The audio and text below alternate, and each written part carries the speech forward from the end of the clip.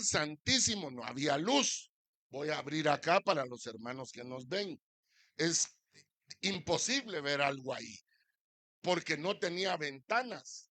El lugar santo tenía acceso a luz como nosotros, sí se podía ver, aunque también tenían ahí el candelero. Ahora miren, pues el evangelio es igual. Está la luz del sol que está afuera, que es a la que le da a todos los que están en el atrio, a los que son muchos los llamados. ¿Estamos? Pero ellos viven de la luz del sol. Ellos viven de la universidad, lo cual no es malo, estudie. Y viven de lo secular, de la bolsa de valores, de la criptomoneda, de los intercambios, siendo cristianos que están allá afuera. Ya el que vive dentro del templo, en el lugar santo, ese ya se encarga de mantener encendida la llama, de que haya pan, de que esté limpio, de que haya luz aquí en el lugar santo. ¿Sí me entienden?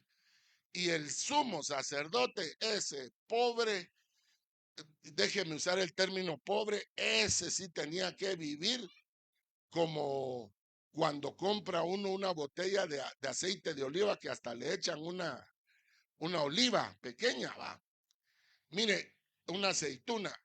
El sumo sacerdote tenía que vivir dentro de la botella de aceite, pues ese sí, tenía que mantenerse incólume, porque el día que él entraba al lugar santísimo, fíjese que el pueblo le amarraba un lazo al sumo sacerdote, por si Dios lo mataba ahí, lo sacaban jalado porque nadie podía entrar ahí.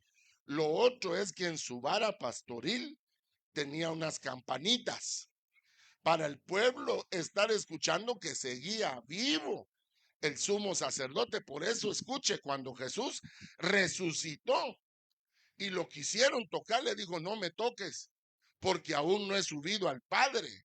O sea, ellos querían ya una prueba de vida, pero todavía no podían más que ver y oírlo hablar.